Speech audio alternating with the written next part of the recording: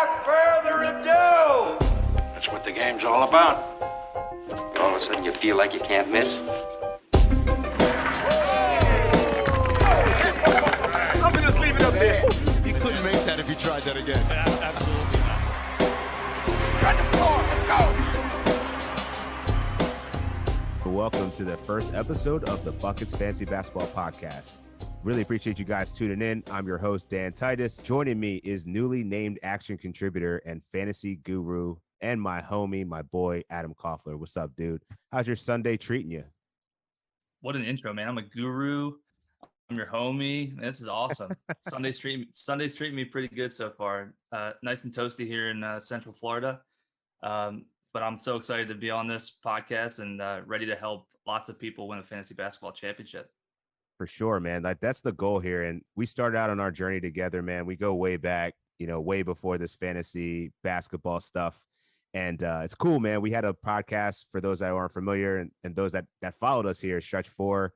Shout out to Hanshu and Alex Burns. But yeah, we're really here this is our goal, man. We're here to talk season-long fantasy hoops, 9-category head-to-head leagues primarily. We might dabble into a little bit of dynasty and DFS here and there, but that's the main goal of what we're trying to accomplish here. And make sure to subscribe to all Action Network podcast feeds if you haven't already. If you like college football, check out Big Bets on Campus. If you're into golf, Links and Locks is your show. Fantasy football, it's fantasy football season. And I know Koffler, he has like another job of just firing off fire tweets in terms of fantasy football content. So check that out as well. But check out the Fantasy Flex with Chris Raybon, Samantha Praviti, and Sean Kerner. And then also the flagship Action Network podcast, pumping out a lot of different stuff. We have individual feeds for the sports that you like, so make sure you check them all out. And that's what I do in my day job, man. I'm not always a host here. I also do some production as well, so make sure you support the Action Podcast brand. Anyway, so Koffler, tell the folks a little bit about you, man. Like, I know you live in Central Florida, and you've been doing this fantasy thing for a minute. But you've been starting with fantasy basketball for a while, though, right? Yeah, started playing fantasy basketball. I look back at my Yahoo profile. I've been playing since 2001. So 20 years of fantasy basketball. I used to dabble in probably 20 fantasy basketball leagues per year, which is just insane. I would just draft in Yahoo public leagues over and over again. Jesus, playing with randos. I know, man. It's crazy. Got on Twitter in 2011 and just started talking about different things. Obviously, I never grew my followership to anything more than a couple hundred over like a 9-year period. But went out to Vegas with you for FSGA back in early 2020 before the pandemic. We got on with a couple people, started with Fantasy Pros doing some hoop stuff, and then it's just kind of snowballed since then. And we've been giving people fantasy basketball advice since that point, helping people win leagues, like you said, doing our Stretch 4 podcast. So yeah, it's been fantastic, man. Like I love helping people out. And I'm ready to do it again this season with action. For sure. And for those that don't know, follow Adam Koffler at Adam Koffler on Twitter. He writes for like practically every company in the fantasy game that you can think of. So this dude knows his shit. Definitely check in with him. So for today's show, man, I'm going to highlight an industry expert mock draft that Koffler had the fortunate opportunity to participate in. It was sponsored by FanTrack. So a lot of big players in that draft. So we're going to get the lowdown of how that went, how he feels about his team, and some of those surprise picks that kind of went on in the first 2 rounds. And then we'll touch on real briefly the schedule released on Friday. We're recording this on Sunday. And so we have a couple thoughts on, how that's going to look in terms of potential fantasy playoff scenarios, some things you might want to consider as you're managing a fantasy team going through this season. So with that, let's just get into the mock draft, bro. So you had the 5th pick in the draft. And before we get down to your pick, no surprise, I think, with the first, 3 selections, I should say. Nikola Jokic, bona fide stud, unquestioned number 1. Totally agree with that selection. Then James Harden went number 2 and Steph Curry 3. And then we had the surprise at Karl Anthony Towns at 4. So before we get into your pick, which is following this one, I want to get your thoughts on Karl Anthony Towns at 4 and what you see. Obviously, he went through COVID last season and, really still put up really good per game averages. So do you have a lot of confidence in him going as a top 5 pick? Yeah, so Karl Anthony Towns, if I'm not mistaken, lost his mom due to a battle with COVID last season. Like this dude was playing with this extremely heavy heart. He still Yeah. finished 12th in Yahoo rankings per game. Like he doesn't do anything to hurt you. Um, do I think he has the upside over the guy that I took at fifth? Probably not. But I don't see any problem with taking Karl Anthony Towns as a part of the top seven or so. And we'll get into that a little bit here as we go down this list in the first round. But he's been super consistent throughout his career.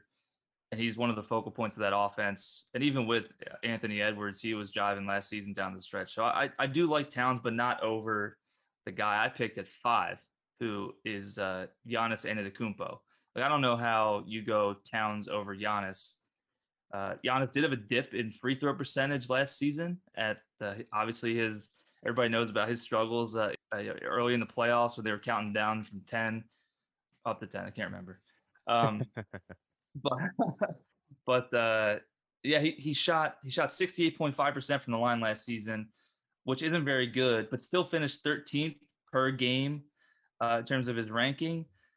When he shot in 2016, 2017, that was up closer. That was at 77% from the line. He finished like top 3 in rankings. So I do think he can get back to shooting that 77%. We've seen it before. We saw it for multiple years at a time. Just kind of struggled with it last season. So, man, Giannis, you can even make a case for Giannis going 2 overall after Jokic before Harden and Curry. Like Harden and Curry, yeah, they're great. They also do come with their question marks, just, age, rest, things like that. Don't think he gets some of those question marks with Giannis. Then back to Jokic though for a second. In terms of him being the number 1 overall, I think this is the season where like there's an unquestioned number 1 overall, similar to like what we see in football with Christian McCaffrey. Like Jokic doesn't miss games either, which is just incredible. So he's like, the staple of that offense, and he's the face of fantasy basketball, if you ask my opinion. Especially with Jamal Murray probably going to miss, up until at least Christmas with the torn ACL. Yeah, I think that's a key point is that, their point guard is out for, the foreseeable future, at least for the first half of basketball. So Nikola Jokic pretty much becomes like the straight up point guard. So I wouldn't be surprised to see another He's their uptick. point guard. Right. Seeing an uptick in his assists, and that only boosts his fantasy value. Going back to Karl Anthony Towns for a second, the reason I like Karl Anthony Towns as the top 5 pick is because there's not many centers that you're going to find that hit about 2.5 threes per contest, right? And he still gives you everything else. So I think that was a great point. Going back to Giannis, though. So Giannis, I think he's definitely in the conversation for a top 3 pick. And really is the strategy around you can win with Giannis.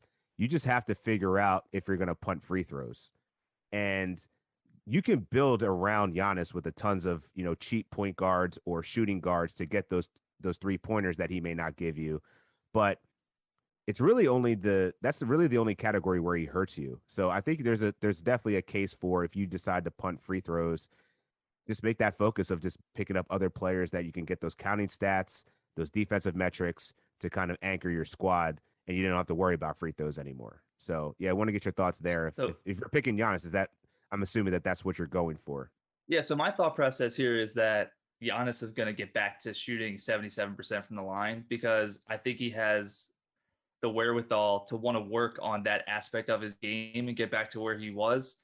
Like unlike a guy like Ben Simmons, I don't know that Ben Simmons improves his free throw percentage, so I can't tout him as a guy that's going to get up to that 75% mark, and I'm going to feel comfortable drafting him and not punting free throws. Yeah. Right. So I don't even know that at that point drafting Giannis means you're punting free throws. I think you hope that he gets back to where he was in 2016, 2017. And then also we saw last season he got above 1 3-pointer made per game.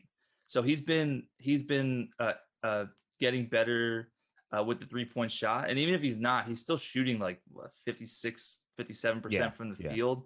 It's not like even if he's a bad 3-point shooter, he takes enough shots, in the paint, that's not going to affect you. So if he's making like 1.5 of those per game, there's another bonus for you for Giannis. Right. That's fair.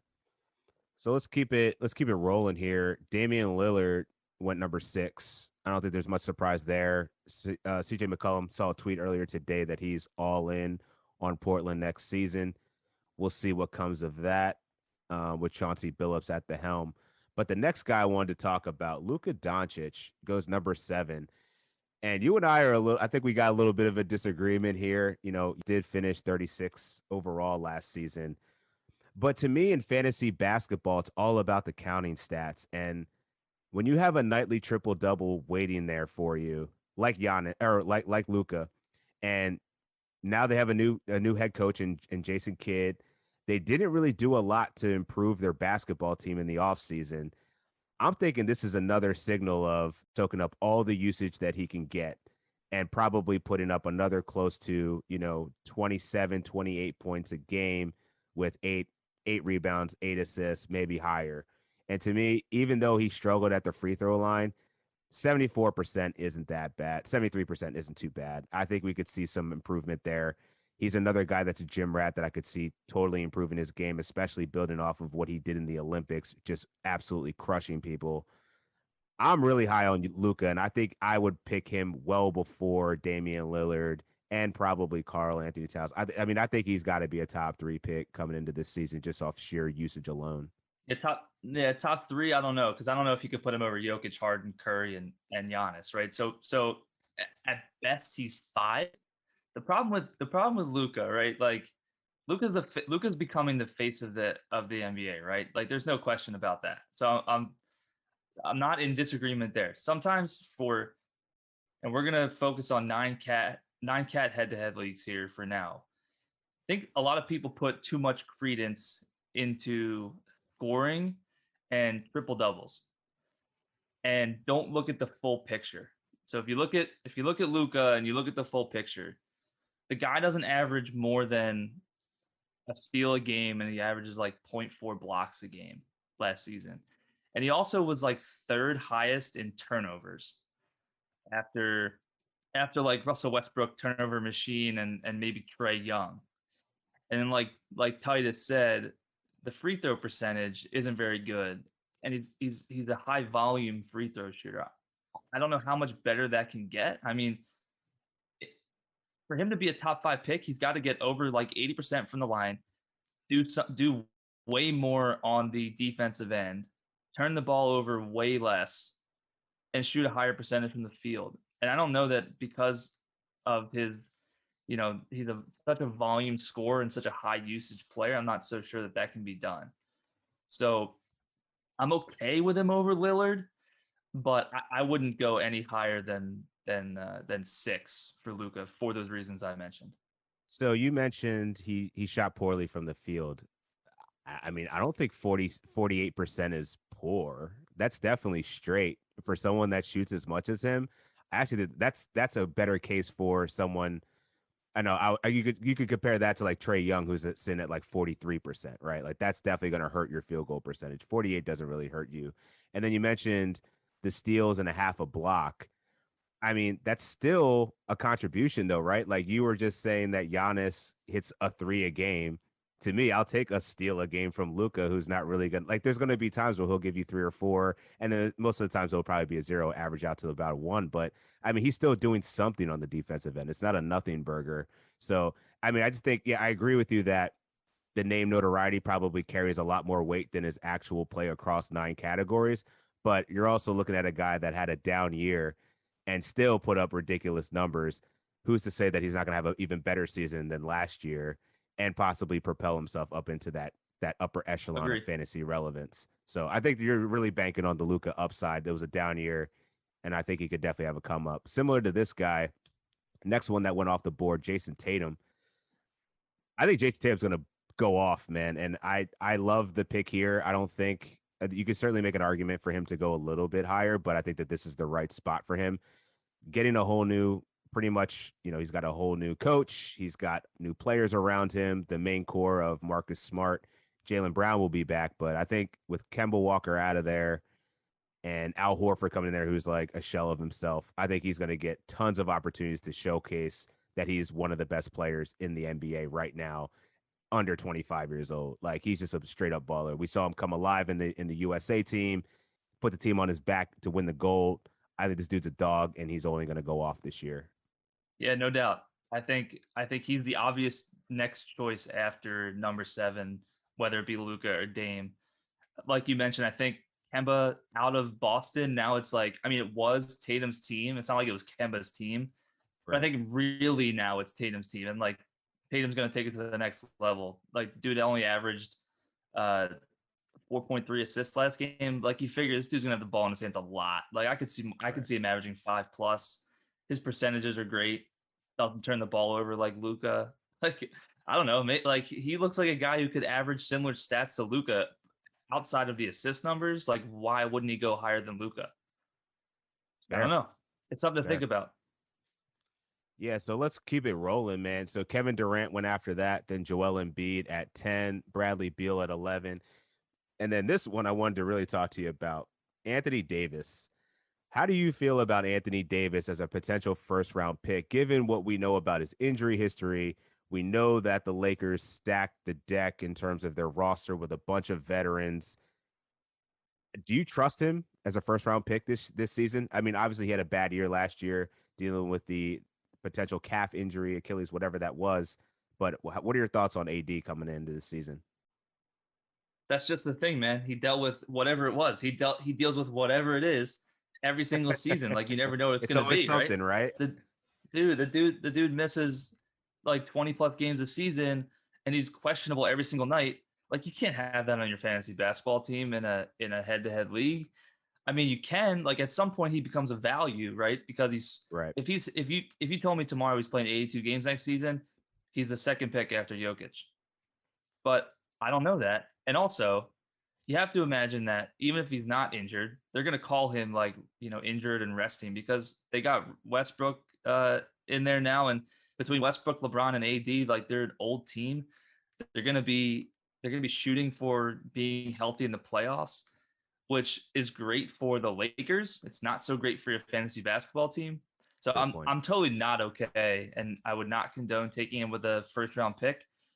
If he's too good to probably fall out of the second round, but there's guys in the second round that I'd rather have over Anthony Davis in terms of availability this season. Len, like, let's keep it going. First pick of the second round, it went Michael Porter Jr. I think that's really interesting because I think we saw Michael Porter Jr. put up one of the most efficient stat lines for a player at his age. Can't recall the stat line in my head, but either way, he performed very well when Jamal Murray went out. So do you think it's justified given his play at the end of the season last year, once he got more opportunities to have the ball in his hands and actually produce? He actually got some sneaky defensive stats there too. So curious about what your thoughts are on Michael Porter Jr. And is that a guy that you would take over AD potentially? Yes, that is a guy I would take over AD. Like you said, after Jamal Murray went out, he averaged 25 points, 3.5 threes, 7 rebounds, and 1.5 assists per game. Also, like you said, the defensive stats, almost a block and a steal per game, and only like 1.5 turnovers with really high shooting percentages. That's insane. This dude is like 6'11", and he's super efficient and puts up monster numbers, and he's going to be doing the same. Like, those numbers I just mentioned, those aren't going anywhere because he's going to be second in command to Jokic, and right. Jokic, is dishing out assists. So who's to say Michael Porter Jr. with another season under his belt isn't going to average 25 on the regular with amazing percentages? Like, he's absolutely in the conversation to be drafted at the back end of the first round over a guy like Anthony Davis. No question about it. That's fair. And then the next draft pick at number 14 overall, second pick of the second round, Paul George. I love this pick here. And really because, Paul George in the beginning of last season was on 50-40-90 watch. You got Kawhi Leonard on a hobbled knee. We don't know that Kawhi Leonard is going to play next season. We saw what the Clippers did in the offseason. They acquired Eric Bledsoe. I don't really see that they improved that much from a fantasy perspective to take the ball out of Paul George's hands. He's always been a guy outside of that season where he blew out his knee and had to make his recovery. He's actually played a lot of games, and we saw him rest a little bit last season. But I think if the Clippers are going to go back to the playoffs, they're going to need to do this off the strength of Paul George. So to me, pure usage, he gives you pretty much everything you want. Sketchy shot selection sometimes, but volume threes, very good from the line, gives you defensive stats, pretty much does everything. So to me, this is like a five-tool player for basketball's sake that you could probably get. To me, second round value is actually really good value. Like I could see the case for taking him over someone like Bradley Beal or Joel Embiid who carries some injury risk. Want to get your thoughts on Paul George? Yeah, I think he's probably going to go a little bit slept on in fantasy basketball drafts this season.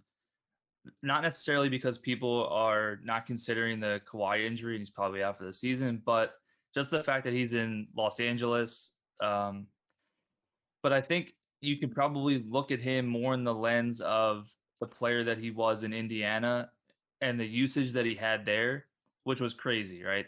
And he's probably going to be in that light again, and he wants to prove that he can carry a team once again, and franchise in Los Angeles. Like I don't know that he's going to be resting very often. He's probably not going to want to. They're probably not going to want him to, because if they want to get to the playoffs, they're going to need Paul George, right? Yeah. So he's probably going to be out there most games. There's going to be fewer back-to-backs this season because of the stretched out, typical 82 game season. Agreed, man. Like that's, there's not a lot of guys that I can take out of the first round, but like you said, Embiid, Bradley Beal, like those guys come with a little bit of risk. So I'm okay with Paul George at the back end of the first round. I think that's a good pick at 14, no doubt. I feel that. And so if we go down the list a little bit more, so the next guy off the board would be Fred VanVleet. Do you have any thoughts on Fred VanVleet going early second round? I mean, Kyle Lowry's out of there. Scotty Barnes is new in there. He played point guard at FSU for a little bit, but I think this is really a great opportunity for Fred VanVleet to take over as lead dog of the Toronto Raptors. Yeah, people might think 15 Fred VanVleet over guys like Kyrie, Trae Young, Domantas Sabonis. Like, what are you doing? Guess what? Fred VanVleet finished 14th overall per game in 9-cat leagues with a shooting percentage of only 38.9%. Like, think about the upside there. Like, he would have to shoot worse than 38.9% to be any worse than 14th than he was last season. So there's immense upside, and that was with Kyle Lowry. Like there's immense upside with Fred VanVleet, like his steals. He only turned the ball over 1.8 times per game last season. He almost averaged more steals than he did turnovers per game last season. Like he's got the categories that he helps you in are, categories that other point guards traditionally aren't. They're hurting you in, right? Like Trae Young averages 4.5 turnovers per game. VanVleet handles the ball a lot and was only at 1.8. So, while he's this undrafted guy, right? Like this incredible story, just got $90 million or $80 million. Actually, he was surpassed by Duncan Robinson, right, for the undrafted contract, the highest one. Yeah, Duncan definitely got the bag. Yeah, Fred VanVleet is deserving of a mid-second round pick, no doubt. And I mean, the steals really is what gets it for me. Like he gets so many volume steals and opportunities for that, man. It's great to get that out of a point guard. And one of the things we'll probably talk about in the course of once we actually get into firm draft season here is there's a ton of guards that usually go in the second round here, and there's probably a ton of value that you can get later rounds that you could really stack up big men and people that come at a premium really because there isn't many. Kind of similar to, I would compare them to wide receivers of the fantasy football, that you could go get those running backs, which I think are more valuable, like centers and power forwards that can get those double doubles with high efficiency stats that could probably shape out your team a little bit better, usually because the guards are a little bit more inefficient. But going down the list here, next off is Nikola Vucevic, no surprise there. Then Kyrie Irving. And I want to get your thoughts here because Kyrie Irving is just such an interesting pick, right? Because the dude's an enigma. But he also did 50, 40, 90 last year, had an amazing season. He had a career year. Like he was a baller. He averaged 27 points, 6 assists and almost 5 rebounds, hit the threes, knocked down plenty of free throws at a very high clip and a very good percentage. So are you safe picking Kyrie as a mid-second round pick, or do you still feel like there's some risk there, mainly because now he's got to share the ball with James Harden and Kevin Durant?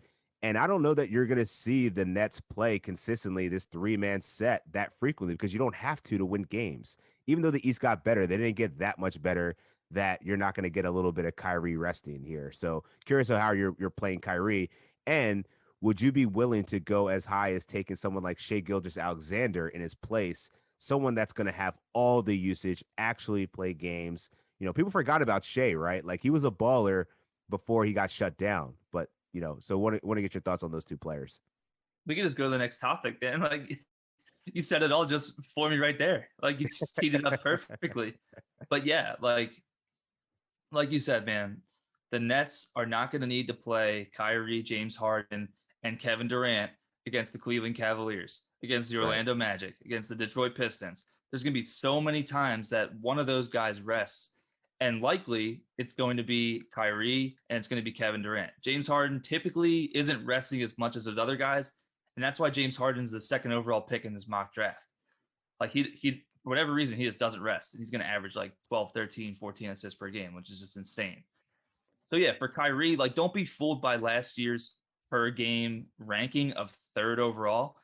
Remember, he played, I think, at least more than half his games without James Harden before Harden came over from the Rockets. So that's baked into that ranking.